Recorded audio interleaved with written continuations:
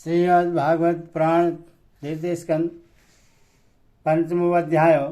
सज्जनों, आज आपको भागवत पुराण में मत्स्यगंधा सत्यवती को देखकर राजा शंतनु का मोहित होना, भीष्म द्वारा आजीवन ब्रह्मचर्य व्रत धारण करने की प्रतिज्ञा करना और शंतनु का सत्यवती से विवाह की एक कथा आपको कहूँगा।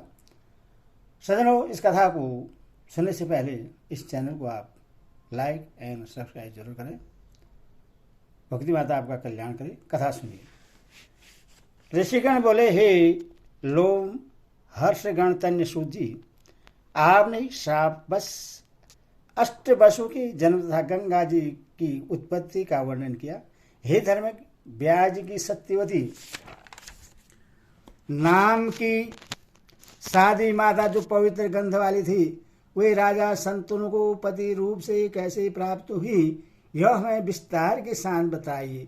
महान धर्म से राजा शंतनु ने निषाद पुत्र के साथ विवाह क्यों किया? हे सुव्रत, यह बताकर हमारे संदेह का निवारण कीजिए। सूत जी बोले, राशि शंतनु सदा आखेट करने में तत्पर रहते थे। वे वन में रहकर मृग, महिष तथा रुरु मृगों का वध किया करते थे। राजा शंतनु केवल 4 वर्ष तक भीष्म के साथ उसी प्रकार सुख से रहते जिस प्रकार भगवान शंकर कार्तिक के साथ अनुपूर्वक रहते हैं। एक बार वे महाराज शंतनु वन में बाण छोड़ते हुए बहुत से गेंडों तथा शुकरों का वध करते हुए किसी समय नदियों में श्रेष्ठ यमुना के किनारे जा पहुंचे। राजा ने वहां पर कहीं से आती हुई उत्तम गंध को सूंघा। तब उस सुगंधित के उद्गम का पता लगाने के लिए वे वन में विचरने लगे। वे बड़े असमंजस में पड़ गए कि यह मनोहर सुगंध न मंदार पुष्प की है, न कस्तूरी की है, न मालती की है, न चंपा की है और न तो केतकी की ही है। मैंने ऐसी अनुपम सुगंधित का पूर्व में कभी नहीं अनुभव किया था। इस दिव्य सुगंधित को लेकर सुंदर वायु बह रही है। मेरी ज्ञानेंद्रिय को मुग्ध कर देने वाली यह वायु कहाँ से आ रही है? इस प्रकार सोचते विचारते राजा शंतनु गंध के लोभ से मोहित सुगंधित वायु का अनुसरण करते हुए वन प्रदेश में विचरण करने लगे। उन्होंने यमुना नदी के तट पर बैठी हुई एक दिव्य दर्शन वाली स्त्री को देखा, जो मलिन वस्त्र धारण करने और श्रृंगार न करने पर ही मनोहर दिख रही थी। उस श्याम नयन वाली स्त्री को देखकर राजा आश्चर्य में पड़ गए और उन्हें इस बात का विश्वास हो गया कि यह सुगंधित इसी स्त्री के शरीर की है। उसका अद्भुत एवं अतिशय सुंदर रूप सब प्राणियों का मन स्वाभाविक रूप से अपनी ओर आकर्षित करने वाली सुगंधित उसकी अवस्था तथा उसका वैसा रूप नवयवन देखकर राजा शंतनु को महान विस्मय हुआ। यह कौन है और इस समय यह कहाँ से आई है? यह कोई देवगनाएं हैं या मानव स्त्री? यह कोई गर्दभ कन्या अथवा नाग कन्या है? मैं इस सुगंधा कामनी के विषय में कैसे जानकारी प्राप्त करूं? इस प्रकार विचार करके भी वे राजा जब कुछ निश्चय नहीं कर सके, तब तत्क्षण गंगा जी का स्मरण करते हुए वे काम के वशीभूत हो गए और तट पर बैठी हुई उस सुंदरी से उन्होंने पूछा, हे प्रिय, तुम कौन हो? किसकी पुत्री हो? हे वरुणे, तुम इस निर्जन वन में क्यों बैठी हो? हे सुनयने, क्या तुम अकेली हो?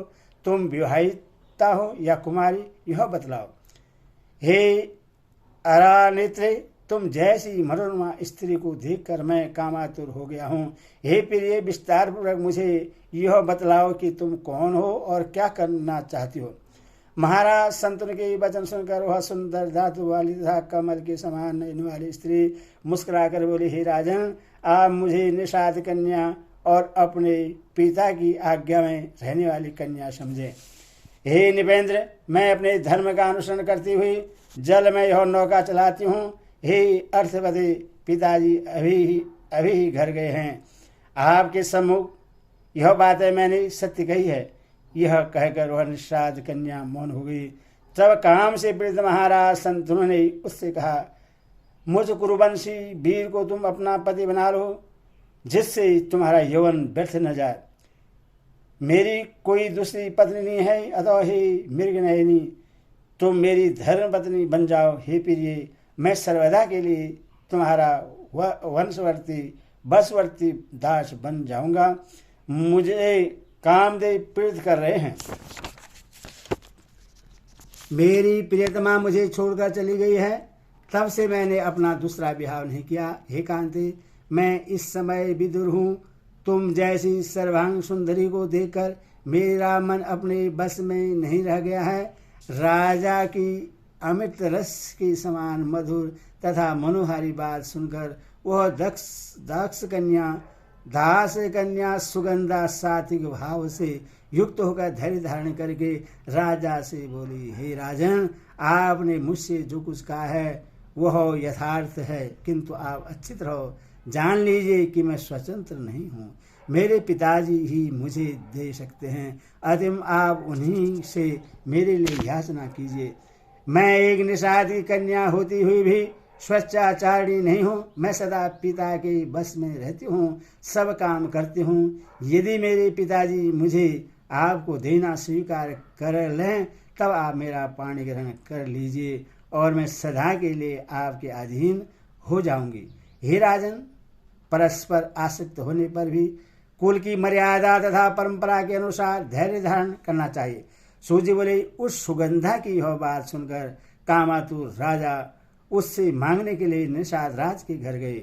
इस प्रकार महाराज शंतनु को अपने घर आया देखकर निषाद राज को बड़ा आश्चर्य हुआ और उन्हें प्रणाम करके हाथ जोड़कर वह बोला।